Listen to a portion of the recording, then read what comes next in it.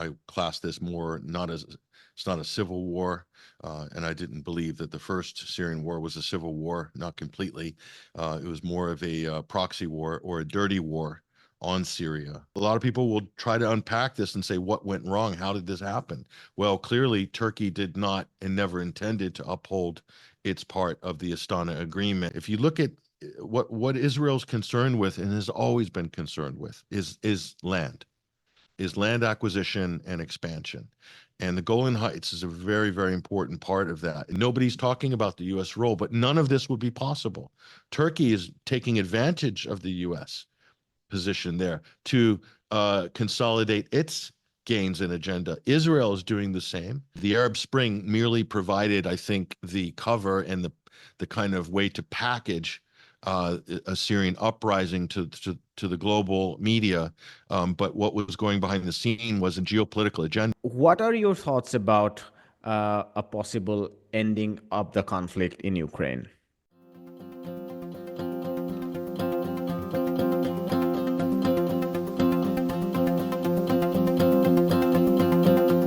Hello and welcome to another episode of India and Global Left. If you are new to our shows, do hit the subscribe button. You can also donate in the link given in the description box, be a YouTube member by hitting the join button, or be a Patreon by following the Patreon link. That is a lot in the global south. But the easiest thing you can do is to watch our shows, hit like, share, and comment. Without further ado, let me welcome our guest, Patrick Henningsen. Patrick is a journalist and independent news analyst. He is the founder of the news analysis website 21st Century Wire. Patrick, welcome to India and Global Left. Great to be with you. I want to start with what's going on in Syria. So just as an opening statement, if you could update us on your thoughts about what has happened in Syria in the last week. Sure. Well, a lot is happening. It's moving very rapidly, the situation there. Uncomfortably so for many people, especially those living in the country. It's definitely a different type of advance than we saw over a decade ago in the first iteration of this war. I mean, just to preface this, I look at this somewhat different than a lot of commentators in the West. I class this more not as it's not a civil war, and I didn't believe that the first Syrian war was a civil war, not completely. It was more of a proxy war or a dirty war on Syria. To me, as an American analyst and a Western pundit, I would more liken it to what the United States did in terms of its actions, covert actions in Central America during the 1970s and 80s in El Salvador, Nicaragua, Honduras, Guatemala, etc. So it had more in common, I think, with that as a clandestine war than I think any sort of a conventional or a real civil war. But what we have now is quite an extraordinary set of circumstances. The country was already balkanized because of an illegal U.S. occupation in the northeastern part of the country. A lot of people aren't aware, especially Americans who watch American media, wouldn't know that the United States was occupying 25% of Syria's landmass, its territory. And they're doing that with the assistance of the Kurdish SDF, their proxy forces. And they've been able to do that for the last 7 years. They took over from the positions that ISIS held. So the United States moved in as ISIS moved out. The United States moved in 2017. And also Turkey is occupying key positions along the northern part of Syria from Afrin and all the way over to almost to the points where the United States is occupying. And then in the south, Israel is illegally occupying the Golan Heights, which is Syrian territory, legally and internationally recognized as such. And now Al-Qaeda, or in the many different acronyms, Al-Qaeda, HTS, FSA, SNA, etc. You can even throw ISIS in there for good measure if you consider the fact that the current so-called rebel leader is al-Baghdadi's protege, al-Jolani. So you could say, yeah, we have a terrorist-occupied part of the country now, Aleppo, Hama, and numerous villages in between now pressuring, threatening to take the key strategic city of Homs. in Syria. And if that happens, we're pretty much back to where we were in 2015 on the map. This period of relative stability that we see in Syria over the last 5 or 6 years has been a result of a very tenuous peace process that kicked off with the Astana peace process, guaranteed by Turkey, supposedly guaranteed by Turkey and the Iranians, the Russians. It's more of an Eastern effort to stabilize the situation there and run a reconciliation commission, allowing militants to either return to their villages and promise not to take up arms against the Syrian government, or flee to Idlib, or flee to Turkey, or leave the country. Those were the options. And what a lot of people don't understand, I think this is really important to really understand what's happening here, is that a lot of people in the West know about ISIS. ISIS, the caliphate, they tried to take a caliphate that was straddling Raqqa and Mosul across Syria and Iraq, and they failed because ISIS was, quote, defeated. That's the general narrative you have in the West. The reality is ISIS was not defeated. It merely morphed and moved and combined with other al-Nusra, al-Qaeda militant groups, many of them comprising of foreign fighters. And they established their Islamic State. It's called Idlib. It is a province of Syria. That is the de facto Islamic State. We have plenty of evidence to make that case, not least of all the fact that the ISIS caliph, Abu al-Baghdadi, fled to Idlib. And this is where he met his, supposedly anyway, according to reports, met his demise in Idlib, as well as the other ISIS leader as well. So, and al-Jilani, who's rebranded himself at the moment, who's receiving a Hollywood-style rebranding, dressed and looking very much like Vladimir Zelensky. It's the comparisons are quite frightening, frighteningly similar. So, but that's important. That Islamic State exists and has existed and has thrived in effectively what is Al-Qaeda occupied Idlib, which is again Syrian sovereign territory, occupied by a non-state actor under Sharia law. So that's Syria. It's already balkanized. It's been balkanized. It's just we've had a relative calm. And a lot of people will try to unpack this and say, what went wrong? How did this happen? Well, clearly, Turkey did not and never intended to uphold its part of the Astana agreement. And there were a lot of arguments between the partners on this agreement because of what Turkey wasn't doing. It seemed to have its own agenda in the background, and now that agenda has come to fruition. Erdogan himself, in the last couple of days, has said quite vocally in the media that he's, in no certain terms, endorsing Al Qaeda's march to Damascus. I mean, it's quite frightening if you look at this. So the mask is off with a lot of these actors.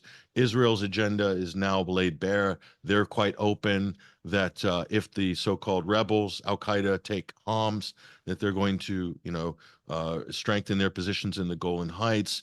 They're claiming this is because they're concerned about Israeli security, while at the same time, more evidence is emerging that there is quite a lot of coordination, has been coordination between these Islamist terrorist factions and Israel. If you look at the timing and the coordination of Israeli airstrikes, there's been 200 of those in 2024. And since 2012, we're probably talking about a minimum of 1,000 air sorties, bombing positions in Syria, often to the benefit of the militants on the ground.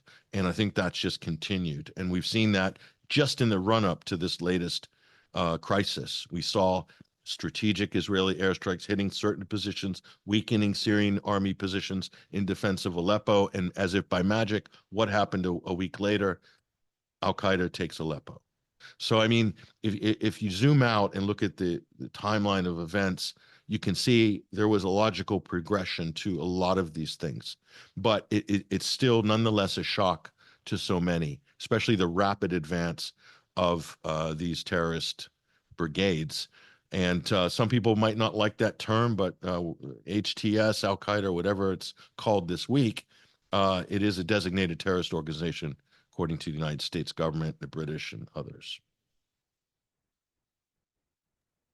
I'll I'd like to uh, start with the Israeli occupation of Golan Heights and the direct role Israel must be playing here for the very reason that if you read the Western press, they are discussing Turkey.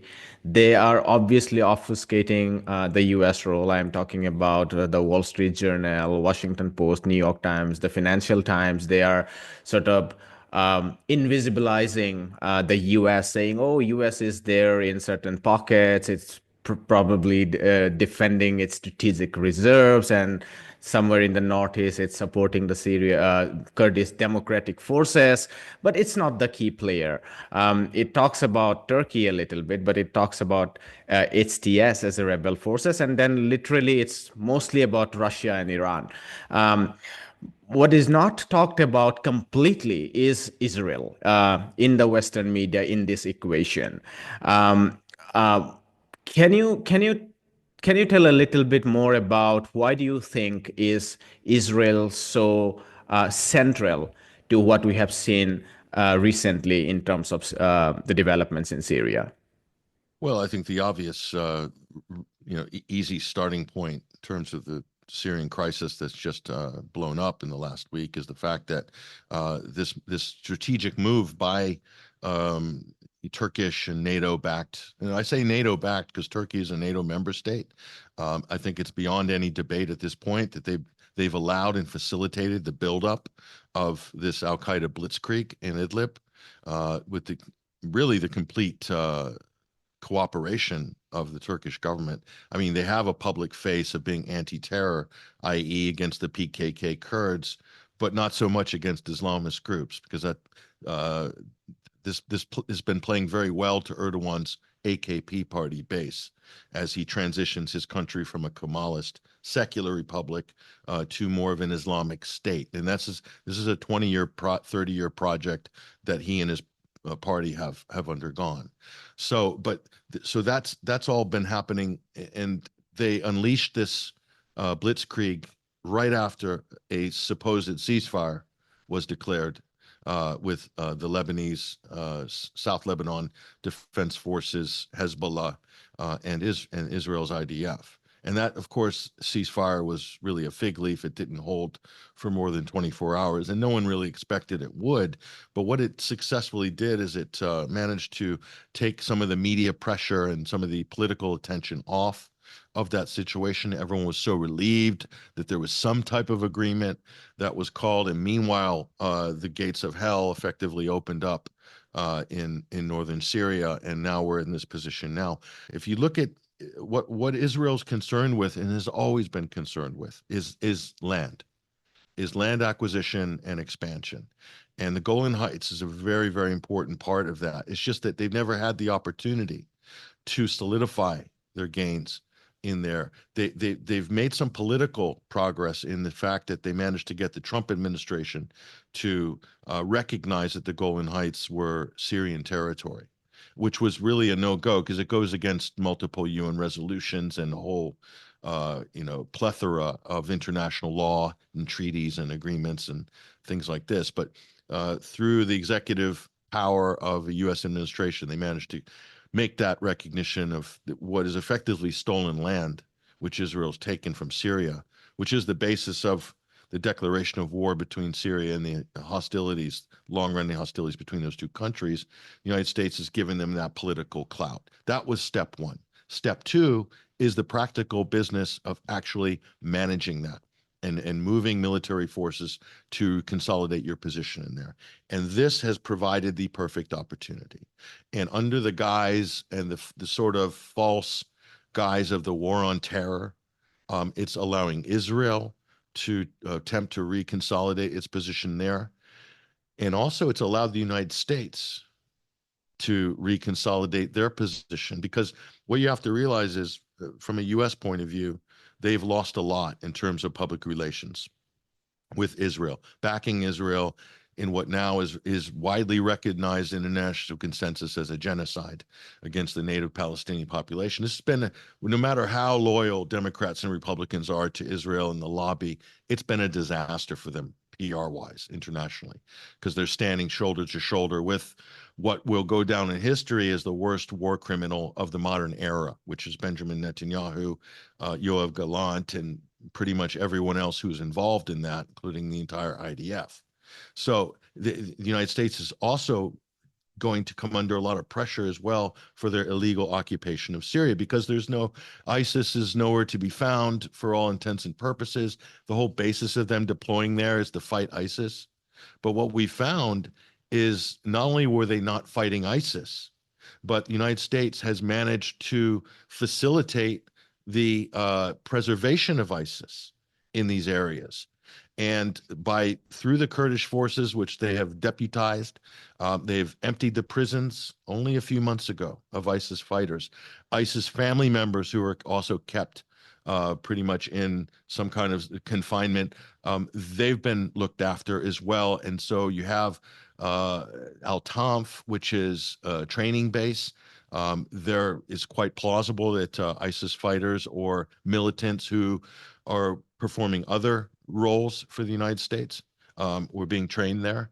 And so now we're in a situation where you have the perfect storm where ISIS could reappear to attack, as they did before, Sweda and the Druze communities in southern Syria, and also Deir ez-Zor and some of these other communities. And that was the whole basis for the U.S. intervention to begin with. So if you believe the general mythology that the U.S. is fighting ISIS and they're there to fight terror, and you believe in the general theme of the war on terror, all of this makes sense to mainstream Western outlets, the Wall Street Journal, the New York Times, CNN. They're all going to report this pretty much in an orthodox fashion. And Israel will also be able to use this as a justification for them getting involved with the supposed support of the international community, because everybody has been conditioned to believe that there's nothing worse in the world than ISIS. We still have the nightmares and the memories of 2014, the videos, and all it's going to really take is a couple of incidents, maybe a false flag or an attack on some nightclub in Europe or something in America, and you will see the drums of war be ratcheted up so fast under a Trump administration. And this will play very well in the U.S. media, on Fox News, to the patriots, to the right-wing populists that voted for Trump as the champion in the war on terror. And all that Islamophobia that was stoked up after 9/11, that can easily be reactivated in this type of highly hysterical environment. And so, and in support of Israel, you see, that's important for the American political body and for the press and everything. So I really see that this is going to unfold in a very interesting way in the next 2 months. And so the question is, what about the other side? What's going to happen with Syria? What are the Syrian forces going to do? Will the Russian and Iranian allies that have helped them, and Hezbollah have helped them to overcome past adversity and create some stability through the core of the country in the last 6 years, are they going to play any significant role in repelling this terrorist onslaught? And also to dislodge the United States potentially from their illegal occupation of northern Syria, because that is the key. And you brought this up in the first, that was your question. Nobody's talking about the U.S. role, but none of this would be possible. Turkey is taking advantage of the U.S. position there to consolidate its gains and agenda. Israel is doing the same. And everybody knows if you even scrape the hair off the arm of a U.S. soldier, the United States will go into full battle mode. As a result, we saw this not long ago with the attack supposedly by Iraqi Islamic resistance on U.S. servicemen, and what they said was Jordan, but the evidence suggests that it might well have been in Syria, right on the border of Jordan and Syria. So I mean, the whole position of the U.S. is so precarious in Syria and in Iraq as well. And so this would be a way, if this develops in the media and the narrative develops, it'll be a way to kind of re-justify the U.S. deployment and maybe give U.S. license for doing airstrikes, strategic airstrikes, as they did before. We can't forget how the U.S. acted as ISIS's air force in Deir ez-Zor which resulted in the death of so many Syrian servicemen to begin with. I mean, we have form and evidence of these things happening. Could this happen again? I think it will. I think there are already reports about Deir ez-Zor fallen to other rebel forces, US-backed rebel forces, quote unquote. I have no ways to confirm this, but I think Western press are reporting that. Yeah, Um, there looks like there was some kind of agreement where the Syrian Arab army withdrew from some key positions in Deir mhm, ez-Zor, handed it over to the Kurdish forces, right. SDF forces. But then this has also created other problems because the militants are now coming in. Erdogan's Syrian National Army, which is a rebrand of the Free Syrian Army, Mhm. aka Al-Qaeda. These are all interchangeable, by the way, even if you look at the membership of the commanders and the men involved, it's provable over time. But they're heading into this very area as we speak. And so clashes are now beginning between those Kurdish forces and the Erdogan-backed Islamist terrorist forces. And that is a clash I think that Turkey is very happy about because that's always been an end game for them, which is if the Americans can slightly move back, Turkey can deal with what it calls its terrorist problem with the Kurdish forces there. So again, that's going to add another layer of complexity to all this. It's becoming a perfect triangular contest. Of course, Deir ez-Zor is also on right at the border of um, uh, southern Syria, controlled by Assad's government, and the northeastern Syria, that's largely under U.S. and U.S.-backed Syrian Democratic Forces. Yeah. I think talking about precarity, you have discussed the precarious position of U.S. in this game, if I can say. I think talking about precarity, Turkey is in an extremely precarious position, even more, I feel, than Israel, which says, I think in this game they are slightly more distant. But in the case of Turkey, they're playing an extremely dangerous game because they're trying to use the Islamist Sunni forces to counterbalance the Kurdish movement, the separatist movement. But and there is a discussion about the refugee problem as well, which they say that in the Turkish controlled occupied regions in Syria, there are roughly 1 million refugees. And then they talk about 3 million inside Turkey in the Kurdish majority areas. But if the other side, if Russian-backed airplanes and Syrian airplanes and Iran, Iran's Quds forces and the Iraqi militias and others can reverse this as they did in 2015. Back in 2015, it was unthinkable to think about this reversal, but it happened. Then there could be more refugees. There could be even the HTS and other affiliates could turn back, and that would be a huge headache for Turkey itself. So, what do you think about this very dangerous and risky game that Erdogan has embraced here?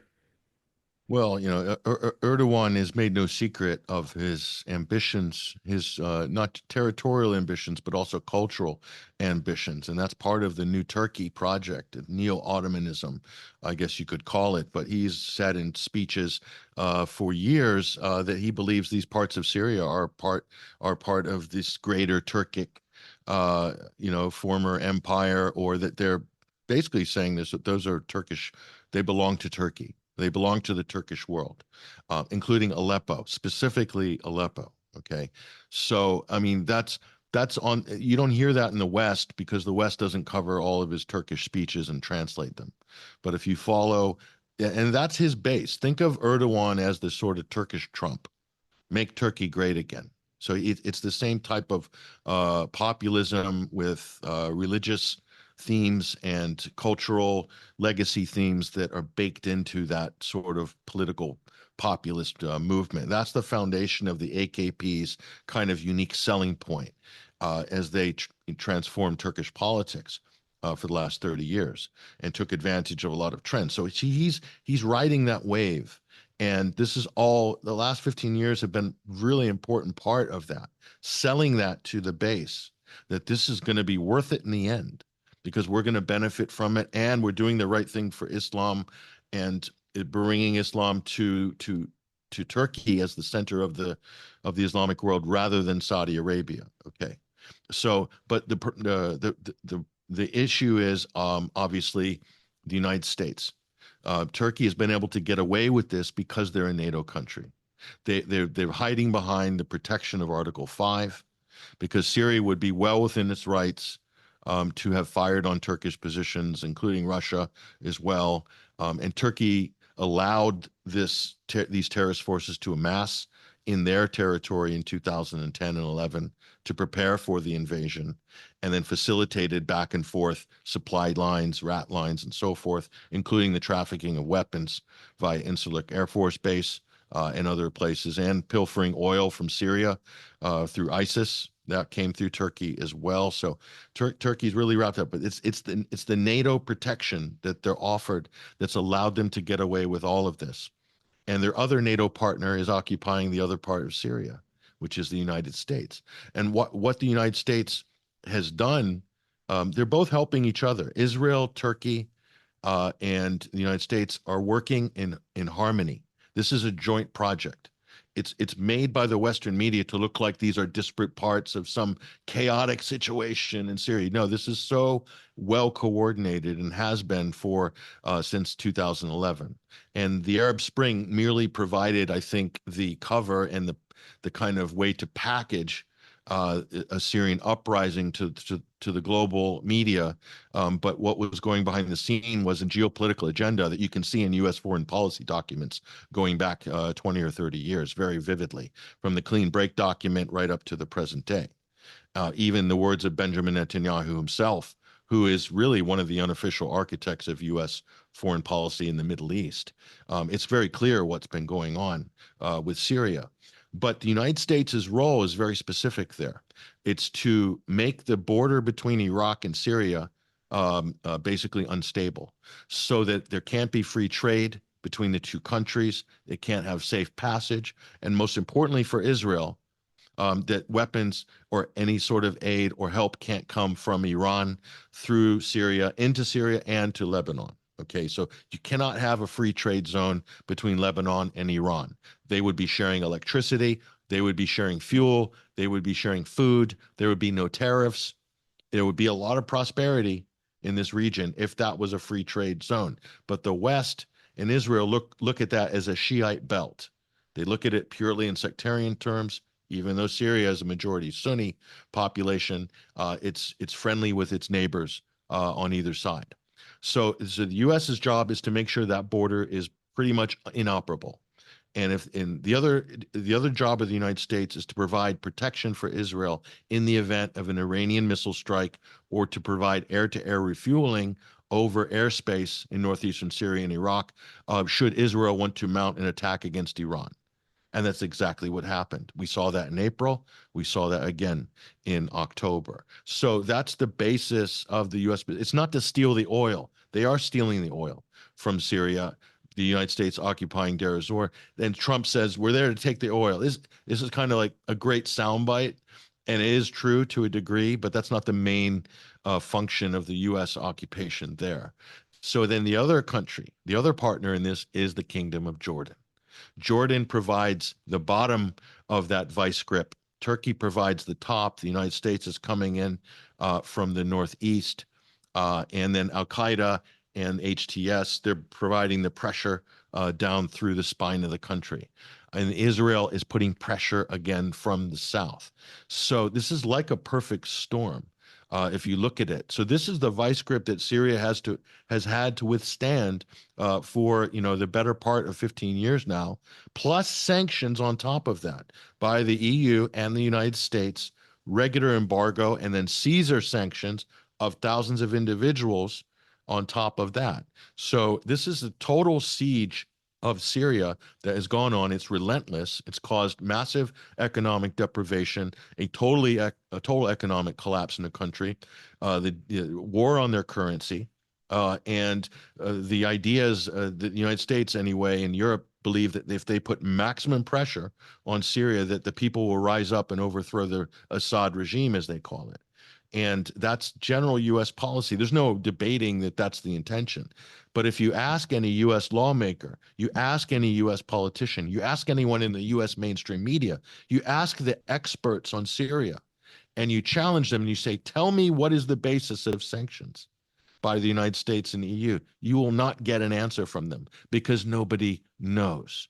It's cloaked in all sorts of convoluted claims and languages from the alleged Hula massacre, which has been thoroughly debunked in 2013, and then other things of Assad's crimes. I mean, compare that to what we have seen Israel do in the last 14 months to the native Palestinian population under occupation. And there's no sanctions against Israel, not one. And we do have an arrest warrant at the ICC level for two Israeli leading officials, but that's it. No, and economic sanctions is where the real pain occurs when a country is being held accountable or marginalized for something. So that's the general picture there. So imagine all of that, Syria being withstanding all of that, and then the international party line is it's Assad's fault. He's mismanaged the economy. Assad must go. And this is how they fuel the Syrian opposition in the diaspora and also in the Western political intelligentsia. That's the conversation that happens in the media. Hasn't changed much in 15 years. It's pretty much the same narrative, if you will. You spoke about the denial of free trade between Iraq, Iran, Syria, and right up to South Lebanon. I was thinking like they did manage to fund a free trade though since 2011. That was free trade in weapons. I mean, Oh, it was yes. they pumped enormous number of weapons, both Turkey and the U.S. starting from 2011, and there were multiple reports back in the days I remember where they would say we funded it to the group that we are backing, but those weapons would end up in someone else's camp because there was Mhm. the illicit arms trade there. So Yeah. yeah, just to rehash that. They were doing airdrops supposedly to the Kurds that were magically falling into the hands of ISIS routinely, and that this was the biggest weapons trafficking operation of Right. the modern era. There's nothing close. Operation Timber Sycamore, which gets a lot of press, that accounts for maybe 3.5 billion in a CIA funded black op at the time. That is literally a pinprick compared to the total amount that was coming in, probably in the big shipments of weapons trafficked into all these foreign fighters, mainly in Turkey and Jordan, and also later with ISIS in Iraq. That was coming in 2013, as early as 2013, using diplomatic flights of C-130s and even Antonovs via Azerbaijan into Turkey. Some of the arms were shipped by boat, paid for by Saudi Arabia. But the biggest financial sponsor, the one Gulf country that picked up the largest amount to destabilize and destroy Syria from 2011 is the Emirate of Qatar. Qatar's contribution monetarily, it dwarfs everybody else by orders of magnitude, including the United States and its partners. What I was told, the low estimate between 2011 and 2016 on the 2016-17 on the low estimate. This is from a top Syrian official told me they estimated it to be $300 billion. 300 billion during a 5-year period. So I mean, this makes what the U.S. has spent on Ukraine almost like chicken feed in comparison. And so that was the price Qatar has paid to underwrite the destabilization of Syria.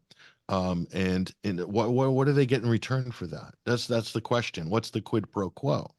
And there has to be something. And it looks like, from an economic point of view, a potential pipeline project in the future. But again, very difficult to nail down with the instability. I mean, who knows when you get a return on that investment? But there's also an ideological component for Qatar. They've been a real sponsor of the Muslim Brotherhood sort of international movement, so political Islam. So while they support the Palestinian cause, and Syria supports the Palestinian cause, and Iran and Qatar then goes against all of their brethren in support of Palestine goes against them when it comes to the issue of Syria, which a lot of people have a very difficult time getting their heads around because it seems inconsistent.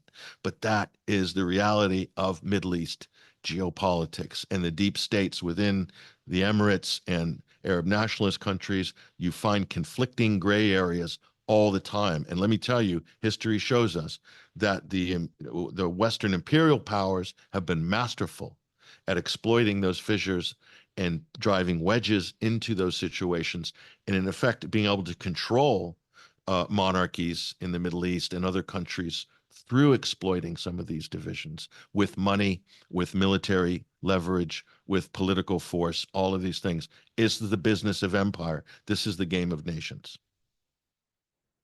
In some ways, the justification for the military industrial complex after the fall of communism was obtained through these balkanizing wars, right from the Balkan Peninsula to, through, we can think about Yemen. I mean, back in the days, I was tracing the stock prices indices of, Raytheon, Lockheed Martins, and the whole arms industries, and they were going sky high, through the roof, because these weapons were pumped in all directions. And the Saudis and the US, they were pumping weapons in Yemen, and you have just described what was going on in the Arab region. Also, the breakdown of Libya, weapons getting through Libya into Africa, rise of Boko Haram. So it's something that I haven't found like good studies, but it's something worth considering. I should quickly ask you the last question on Syria, because I need to discuss a few other things before we close. Um, let's discuss the other side a little bit. If you read the Western press, the idea is that the rebel forces have swept away everything, and there is no going back. Most U.S. and Western press are saying that um, um, Hama was one, but Homs is the sort of last resistance. If that falls, then there is nothing stopping forces into Damascus. But we know that this is a serious business for Russians. It's the air base in Khmeimim, the Tartars naval base. These are extremely serious outposts for Russia, and Iran is not going to back down just like that. Can you comment a little bit about your thoughts on the balance of power between the two sides? Yeah, well, that's also a really important component. And we have to remember that this conflict looked very grim for Syria. The Western media were saying the same things that, Damascus will fall, Assad will be out in a matter of months. That's what they're saying in 2013. But something happened in October of 2015, which changed the geopolitical chessboard more than any other event before it, which was that Russia entered the Syrian conflict in October of 2015.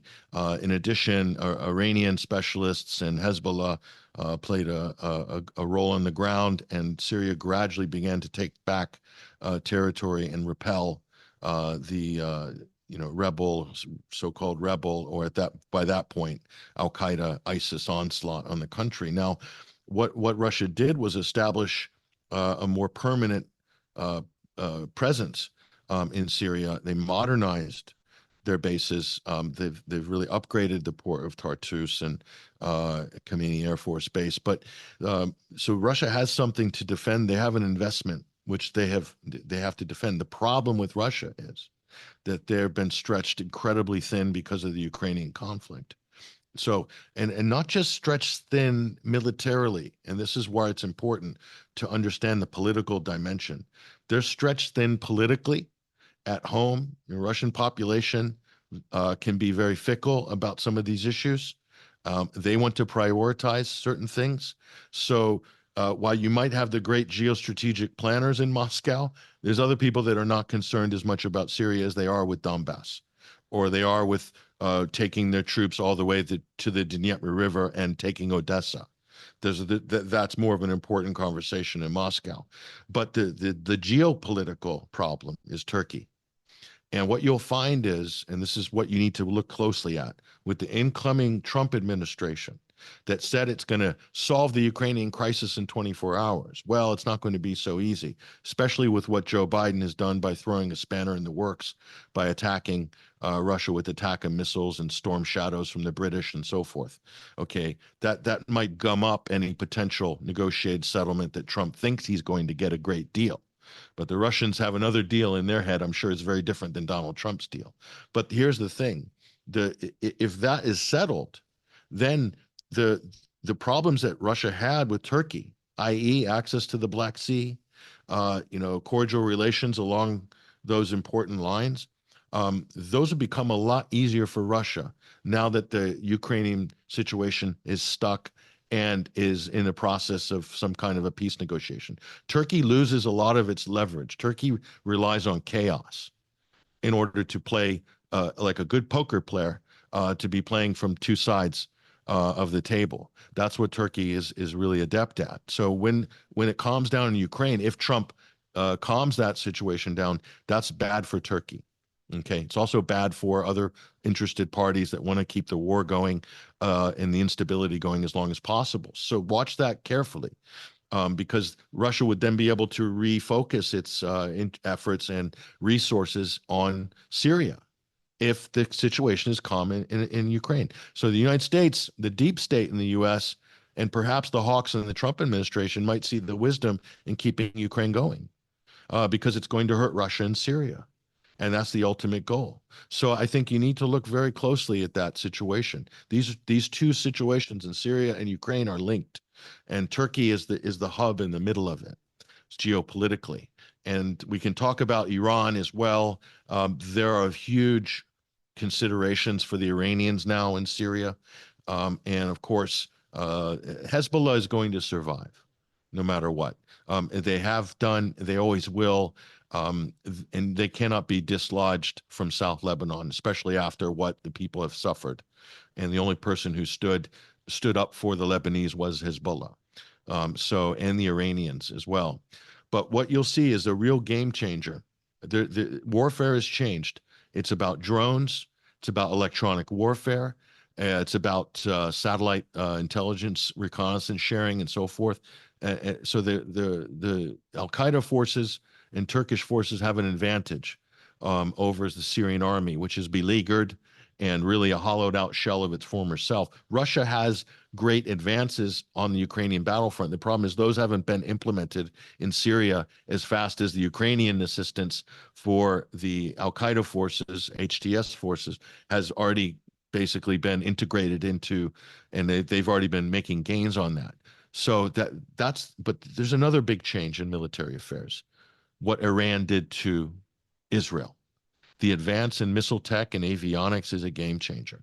And let me tell you, as bad as things look right now, and they look very bad for Syria, those front lines could be broken in 24 hours by the Iranians if we saw the missile salvos that we saw over Israel in April and in October. Those stars falling from the sky that everybody saw. You saw the cheers of the Palestinians in the street when that was happening. It was like manna from heaven. Iran has already tested those missiles on Idlib and hit Al Qaeda facilities there already, and multiple times, including smashing a U.S. base in Iraq, to which Donald Trump did not respond at the time. We're talking about, I believe, January 2020. So Iran has this capability, and they could change the course of this conflict in Syria like that, and they could also annihilate Israel in the Golan Heights should Israel come. And see, here's the problem: Israel has no legal standing for any presence in the Golan Heights. So this would require taking out the Iranian missile capability before they reoccupy and extend their military presence in the Golan Heights and maybe even invade Syria. They would have to deal with the Iranians at that point, because Israel would be totally exposed from an international law point of view, as they are before, but they would really be exposed there. So that's one precarious position. I think the United States is also likewise exposed because there's no real legal justification from an international law point of view of their presence of occupying Syria. So there's some pieces on the board here that could move very rapidly. And then Russia moves in with airstrikes at that point. And then you see the whole thing changes very rapidly. Turkey is also in a precarious position in its illegally occupied territories. It's taken from Syria in the north. So, it looks bad now. It is really dire for Damascus now, but things could change. They could change. We don't know. But the question is, time is not in favor of Damascus right now. That's the big problem, I think. As far as Russia goes, they're going to hold on and defend their positions over the mountains on the coast. And Israel would be happy with that. That the country would be, Damascus would be cut off from the sea. And then Israel would bomb the Lebanese and Syria border crossings to make sure there's no transfer of any aid going either direction, which is illegal by anyone's international interpretation. But Israel doesn't abide by international laws. They never have, and they're not going to start doing it now. So it's total warfare right now. The potential for really a third world war kicking off, I think, has never been greater than it is right now, and Syria will be the spark that ignites that. I like the point you made how Syria is a link between Ukraine and um, let's say there was a thought that the new Trump administration would actually solve the conflict in Ukraine, as he says, because the idea was that, okay, they believe that China is the real problem and going after Russia doesn't serve the purpose, while allowing the genocide in Palestine because they are kind of not linked. I think Syria is different in that sense because these um, hawks basically don't want their empire in the Middle East to collapse. And it is critical for the war in Ukraine to go on to weaken Russia so that their empire in the Middle East remains intact. To that extent, I think Syria is much more complicated than even Palestine, where it's pure genocide that you can allow for. This brings me to the question about ending war in Ukraine.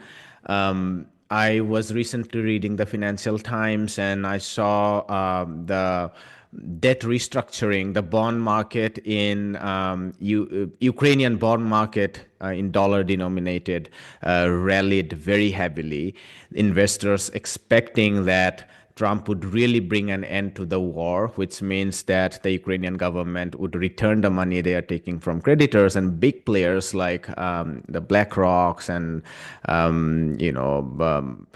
big investors from the UK. They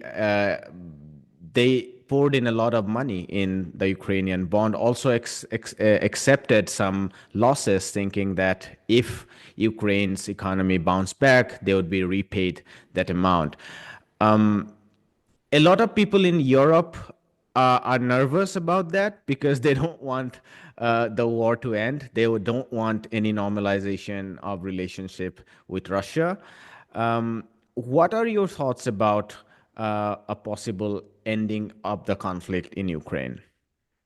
That's a very interesting situation, and it's good of you to be watching the bond markets because at the end of the day, the bondholders are the ones who are going to decide the trajectory and the speed of events. I think the problem with a lot of the early investors in Ukraine is they're not going to get a return on their investment in the Donbass, i.e., those territories are not coming back to Ukraine. And this is still a delusion that they're having trouble accepting in America because Americans look at it like this was the problem with America, Canada, and Britain and Western Europe have is they're kind of a victim of their own propaganda. They think that the Russians are holding all the residents at gunpoint in the Donbass and Zaporozhye and Kherson and Crimea, and they're all Ukrainians at heart, and they're just waiting to be liberated from the evil Russians. The opposite is the case. These are effectively part of the Russian world. So these are people identify with Russia culturally, linguistically, historically. So they're not upset that they're part of the Russian Federation. In fact, they're probably enjoying a level of stability. In terms of infrastructure rebuilding, you're already starting to see the quality of the roads in Donbass vastly superior to the quality of the roads in Ukraine.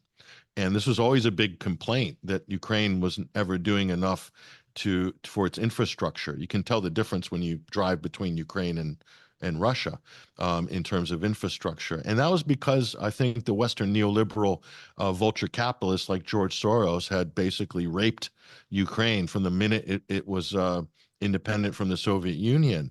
And so some of these same vulture capitalists, of course, are looking at this carcass now and deciding how they're going to get an ROI, or who's going to get what. So that's on that side. The real side, though, politically, there's a populist resurgence in Europe. So if you have the AfD overtaking Christian Democrats in Germany, or you have in Romania the leading presidential candidate uh, whose initial win has been annulled by the courts because he wants peace in Ukraine. You can see the deep states and NATO and intelligence services are actively trying to suppress what is clearly a populist wave, more centrist, leaning in some cases more conservative. But the closer you get to the front line of Ukraine, the more sanity you hear from these officials like Viktor Orban. He's saying NATO isn't there to trigger a war; it's there to maintain peace. Robert Fico in Slovakia, the same. In Romania, the people are voting. The people want peace. The people want stability. The masses don't want war, but the masses are Not not this. not Poland though. No, well, No. no, well, that might not be the case. The Okay. the conversation in Poland in Mm-hmm. the last 12 months has shifted massively towards not wanting war, basically. I think there's a fatigue in Poland of this tension, and they share a border with Ukraine. They have a lot to lose if this conflict expands. Mm-hmm. And so while the political class is held in place by U.S. money and U.S. political leverage, the people in Poland, I think, went along with it for a while, absorbed the Ukrainian refugees, felt like they were doing the right thing. But now the situation's become really long in the tooth for the average Pole, and I think you're starting to see that infiltrate into the political outcomes in Poland too. And that's just they're going to end up, although they might be a little bit trailing behind the transition that's already happening in Germany and attitudes towards this conflict, and in places like Hungary, and in other places. Poland will eventually, I think, get there, but you're always going to have that hawkish Polish contingent that's very vehemently anti-Russian. But Absolutely. I think it's going out of style. It's not where it was before because this wasn't supposed to go this long. Everybody was told that Russia is fighting with shovels. The Russians are army's a joke. They're going to fall any moment. We just need to get a few more F-16s in there, and this missile, that missile, this wonder weapon, and Zelensky's going to turn it all around and send Putin packing to Vladivostok. That didn't happen. And so now the reality is starting to set in 2025. It's going to be the real reckoning because the Hawks aren't going to get the Jan Stoltenbergs of the world didn't get the war that they wanted. Ursula von der Leyen, these people need this arc of tension to stay in power, to remain relevant. Because the minute the crisis is over, people want to get results in their day-to-day life. They want to be able to afford to eat. They want to be able to save money. They want to be able to afford good schools for their children. All of that been put on the back burner because of the Ukraine and the Russian threat. Okay, so populism will continue. Left, right populism, whatever brand of populism, it will continue to move its way up. And the elite class that have been really underwriting this war and turning their back and turning a blind eye to the Nord Stream pipeline sabotage and watching the German economy go into the toilet. It is the number one of developed countries. It is the most underperforming economy in the world, according to latest numbers.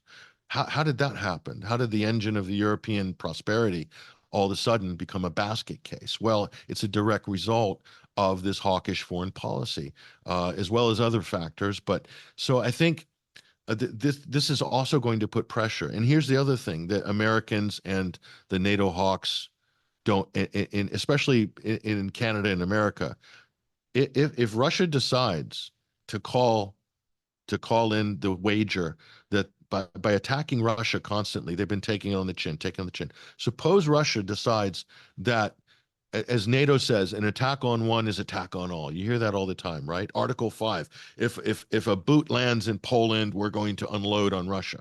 Okay, Russia's now saying, well, an attack by one, we're regarding as an attack by all. And we're going to neutralize that threat. So suppose an Orestic missile flattens a Polish NATO base. What's Europe going to do at that point? What's the European reaction? Let's go for all-out war against Russia? Or is the European reaction going to be, hold on, we need to hit the brakes. We didn't sign up for this. Meanwhile, Lindsey Graham and the crazies in Washington, we need to go to war, or they need to nuke Russia and all this. Europeans, I don't think they're going to have the same reaction. It'll be Britain, America, Canada. They'll be hawkish. But the closer you get to this front line, the more sanity you hear in the political conversation. And so I think the political reality, that's why it's so important to look at the politics, because that will ultimately shape the policy at the end of the day. And the politics is shifting. And that means that the consensus of what NATO is for, what Article 5 really means, will shift as well. And that's so important, because that reaction, if Russia decides to call the bluff of NATO, that will mean everything in terms of the future of this grand chessboard in Europe. I want to end this conversation by asking you a little bit more about Europe. I skipped our discussion on Palestine separately because in the course of the discussion, I felt that we wouldn't be able to do justice to our conversation on Palestine, given the paucity of time. So we could do that as a separate segment later. Um, a lot is now going on in Europe, given, as you said, the economic problems. Germany, of course, invited part of its problem by supporting the war in Ukraine, gas prices going off the roof, it's massively slowing down its economy, which had problems even before. It's also an industrial economy, but now the US is talking about enormous tariffs, not just on China, but on the EU. The EU itself is struggling against superior Chinese technology and much more price competitive products. It's toying with tariffs, but its industries are not being able to expand. A lot of people are also discussing about Trump and the Mike Walz's imposing more military expenditures on the Europeans. They are talking about raising of defense budgets to 1%, 2%. Some people are saying this will strain our budgets. Others saying this will revive our military industrial complex. How is Europe responding to changes in the US in particular? That's my question. Well, I can tell you, having recently traveled to Central Europe and spoken to a lot of government ministries in Hungary, as an example, they're very excited about the incoming Trump administration, and they believe they have a robust enough manufacturing sector, and they believe that there will be more opportunities for them to cancel out whatever the negative effects of a potential tariff war between Europe and the United States might be. But I think they're the outlier in that respect. The Central European countries that have had a comparative advantage on wages and manufacturing costs, they brought in a lot of manufacturing of major automotive manufacturers. We're talking about BMW, we're talking about Opel, we're talking about Mercedes, Daimler, and some of these other companies, and also from the Far East, Suzuki, and Build Your Own Dreams, BYD, this great Chinese car manufacturer, they're due to open a plant in Hungary. I think that will be, if I'm not mistaken, their first European manufacturing plant. So Lot there, of a lot of friendship between Hungary and China we are seeing lately. oh, for sure, because the Hungarians are very smart because they know that if they get 0.5% of the Chinese market access, that's better than getting 40% of the European market. I mean, the scale of the Chinese market is just mind-boggling, like India as well. Just to get a small piece of a large Asian market is worth more in the current European performance, which is incredibly Right. low. It's worth much more to European partners. So the I think the more, let's say, forward-thinking European political leaders are starting to do the math on this and realizing that, do they want to go towards the West, to the United States, as their dependent, or the partner, and be a dependent of the United States from a trade point of view, from geopolitics, or do they want to look east as well? What's going to be better for their national interest? And this is a legitimate question, I think, that's being asked now. And you'll find there's a very different opinion through Central Europe than there is in Western Europe, and also further east you go, of course, even more so. So that to me is a big shift if you consider the fact of how the law of attraction that the EU had for the 2000s was a great gravitational pull, because at that time everybody wanted access to the new European common market.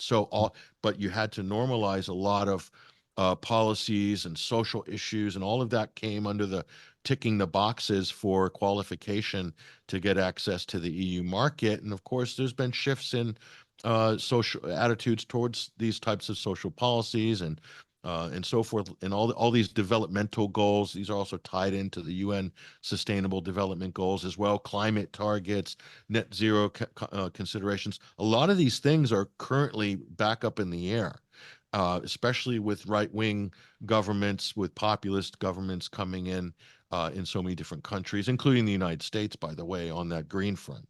So I think there's a definite potential for change. There's a power struggle going on right now.